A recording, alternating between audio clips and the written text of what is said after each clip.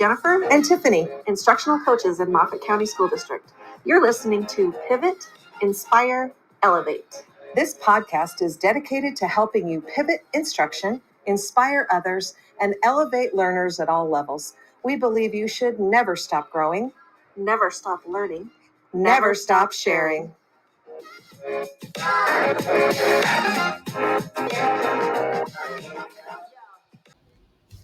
All right. Welcome to episode 6. I can't believe it's only episode 6. It feels like we've done a few more than that, but that's all right. I know, right? I was thinking the same thing. Maybe it's because we're so deep into all of it, but this is all we've recorded. It might be. I don't know. Okay. So today we're talking about the design area of using engagement strategies.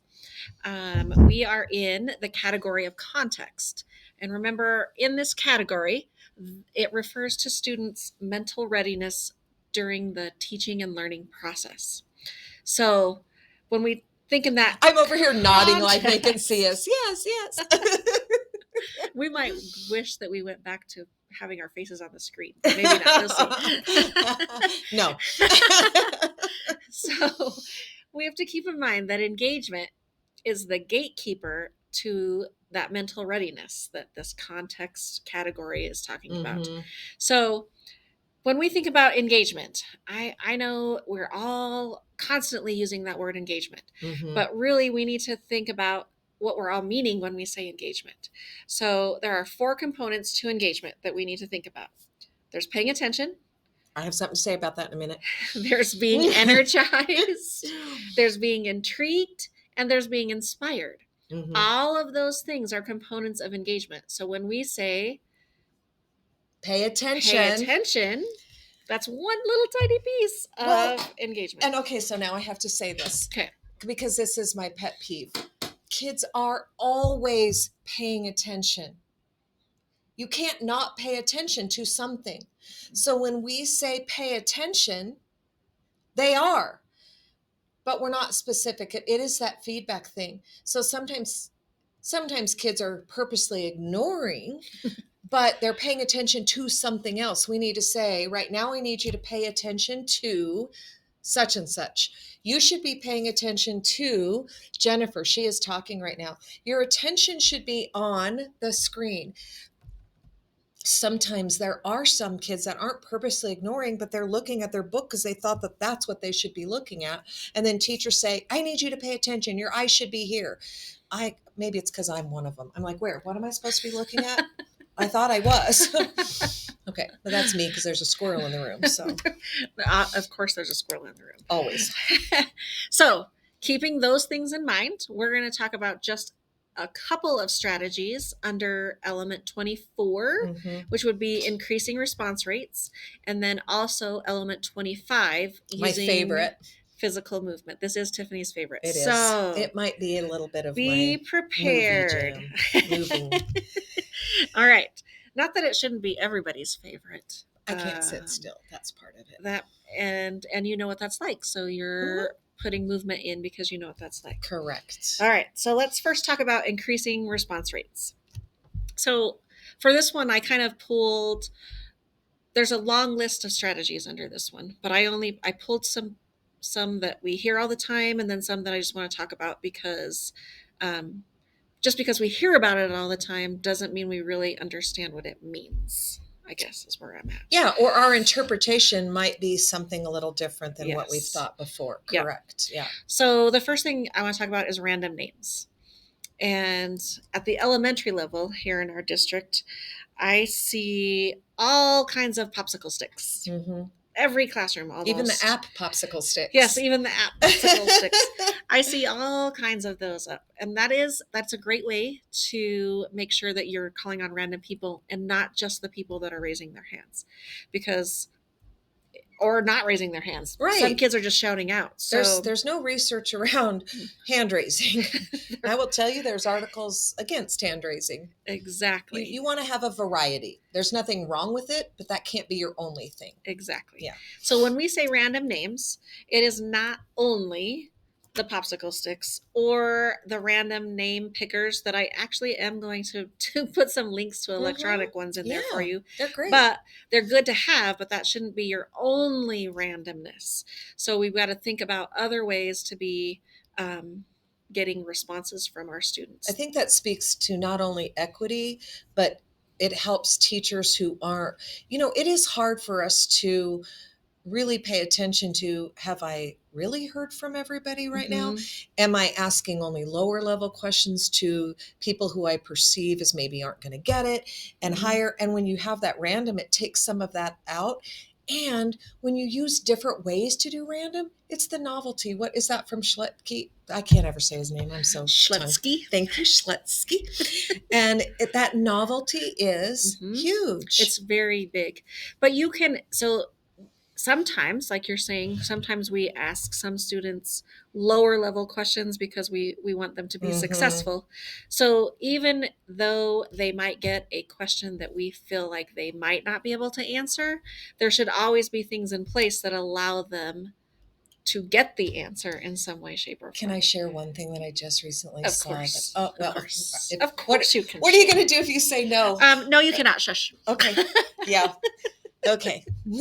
So I have been talking a lot about Pam Harris lately because I just joined the Math is Figure Outable. I joined that challenge as well. Okay. But I joined her journey and I just took a $400 That's dedication to pay $400. But I'm telling you, here's why. Brilliance. And I will pay for the next 3. I don't care. I have never been so awed. But okay, anyway, I'm off on that. So here's one thing that I watched her do.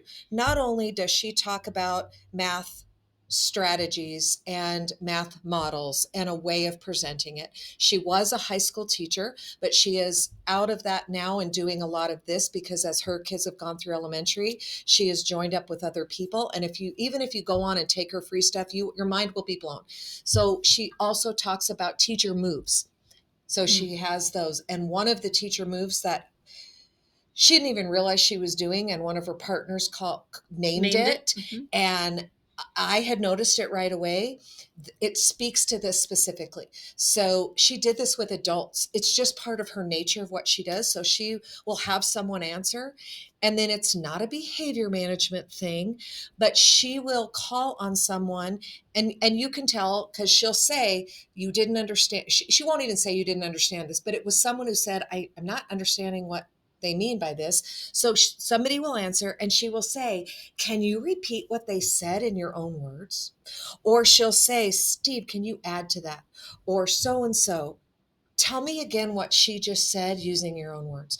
Can you say what that is? Can you show me on your paper what she meant by that? I mean, it was brilliant. Like, duh. So, and it was natural, not weird. Exactly. Like it wasn't like a behavior thing. Can you tell me what she just said? Because clearly you weren't paying attention. Right. It wasn't that. It was, tell me what she just said using your words. I like repeat verbiage. Repeat it for yourself. It was such a good teacher move. So what you just explained is actually very similar to Marzano's strategy of response training. Yes. So you're having a student build upon what another student said, whether it's adding information or it's summarizing information. You're taking a she response would use that word too. And you're building upon it in some way, shape, or form. Or do you agree or disagree? And what? Or explain why. So definitely that is a great way.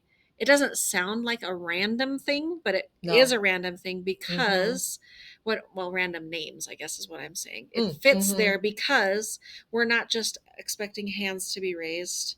Or when you're randomly calling in, if it's a really hard question, you can call on the student that you know struggles with that concept and say, tell me again, repeat what they said. And if it's a really hard concept, you might call on 4 people, repeat it. That's the intentionality of your teacher move. Yes. Of let's get this drilled in. but you've still randomly called on someone, but Yes. the expectation is still a high expectation that everybody will have this understanding. Exactly. Oh, it's just, she's brilliant. Pam Harris, Math is Figure Outable.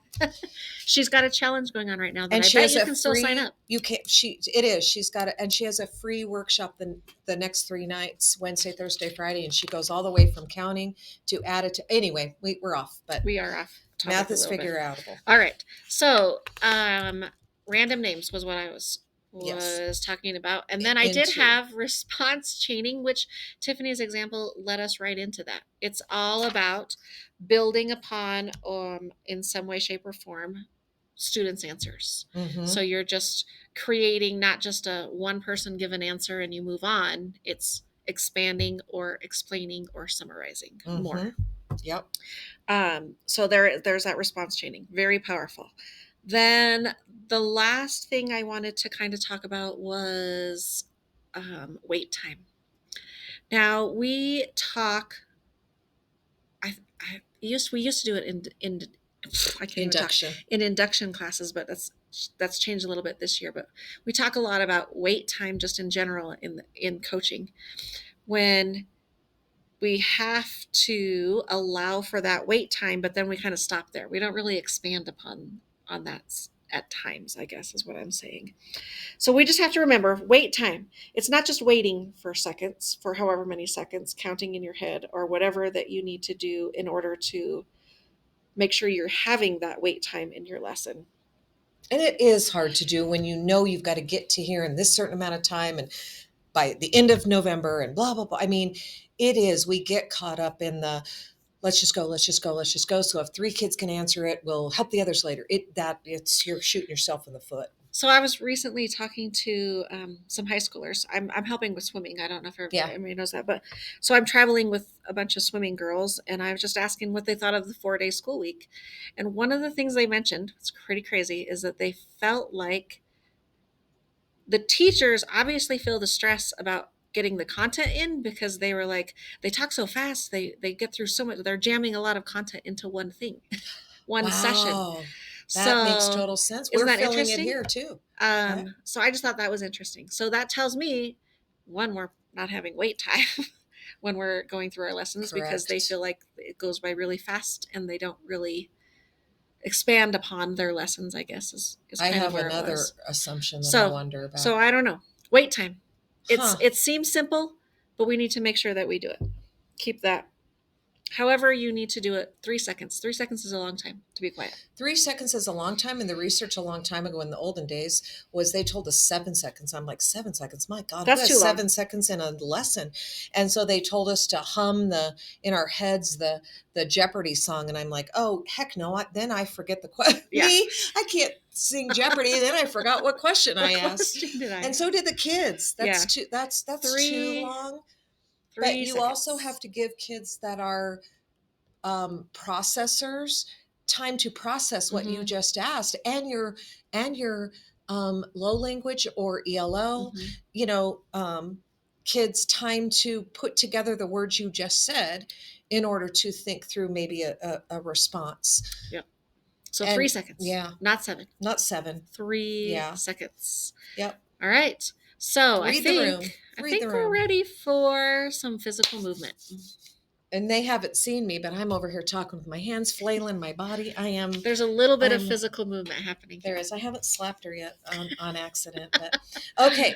So I don't know who is familiar with Eric Jensen. Obviously, I can't see a raise of hands of our audience. But Eric Jensen is a big brain-based educator and does a lot of, that is his whole thing, is movement and music and what that does to the brain and color. So if you want to learn more in depth about all of that, it is all about anything Eric Jensen. So, but in Marzano's book, in these elements, element 25 talks about increased physical activity is associated with higher energy levels, and it literally increases blood flow to the brain. And isn't that what we want? That is definitely what we want. Blood flow to the brain. Blood flow to the brain. So but when and how. And it is a classroom management thing. And I do know a lot of people shy away from that because, oh my God, now kids are moving and now I can't get them sitting back down, but I submit to you, when you have a couple routines that you have taught and that you do, and you can expand later, you will have better behavior, more engagement. They will be paying attention to the right things. They will be energized and they will get it. I promise. One tiny thing you can do is, when you're reading the room and you can tell they're down, literally just have them stand up, let's stretch. So as we're reading these vocabulary words, and I know high schoolers aren't going to want to do that, but it's all how you manage it. So look for strategies that fit your grade level. But I know that elementary and probably middle school, and I suspect that some high schoolers, if you don't know about crossing the midline, that's a big deal. So even if you're having kids with the opposite hand touch the opposite side of their ear, or lift their opposite knee and touch, and the younger kids will count, or they'll say something, or they'll practice their vocabulary words, or they'll say the alphabet, or whatever it is, for some rote practice. Counting circles in math, so we're counting by fourths, and they're crossing that midline and doing that brain-based.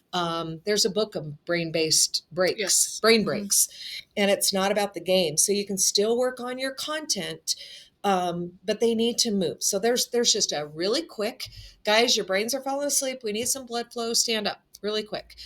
You can do some finger stretches right before writing, blah, blah, blah. Okay, there's another strategy called vote with your feet. When I first looked at that, I thought, what in the heck? All that means is get up and move. So it's kind of like a this or that, or a four corners type of thing. And there's another four corners. But if you're saying, so here's how I've worked this problem, and here's what I think the answer is. If you think this is correct, stand over here. If you think it's incorrect, stand over here. Or if your estimate is this, stand over here. If your estimate is closer to that, stand over there. And then you talk with the people in your group, tell why you chose that, why you think that. And then you're getting kids talking, you're getting kids moving. I'm also going to add on there that that works with four corners. So four corners, sometimes we've heard that strategy, like in the example that I gave. If you think this, stand over here. If you think this, but four corners is also talked about in this book as in, I have one question for processing posted in this corner, another one in this corner, another one over here. And you have kids get up and move, and then they're talking in that group about that. So now I'm going to add the research from The Thinking Classroom. So I just started reading another book. It's called The Thinking Classroom. And I have to give a shout out to Miss Jenkins at CMS, because I was just in her room. Oh my God, it's the research on her walls that I've seen. So they in that book have the research around kids writing horizontally on their desks, even in a group, versus vertically up on the wall and getting up and moving, thinking. Their engagement doubles. It's unbelievable. So Miss Jenkins, yay. And I just bought these white book posters, and they're in one of our fifth grade classrooms, and kids are up literally at the board in this four corner type of thing. They're talking, they're up, they're problem solving. And just because they're standing, it's just something, for one, it's novelty. Mm-hmm. So you have different ways. Sometimes we're working at our desk, sometimes we're collaborative, sometimes we're over here. It's those types of things. So what's funny is it really is amazing how just moving to another part of the room to do the work, whether you're standing or sitting, it doesn't matter how you're doing it.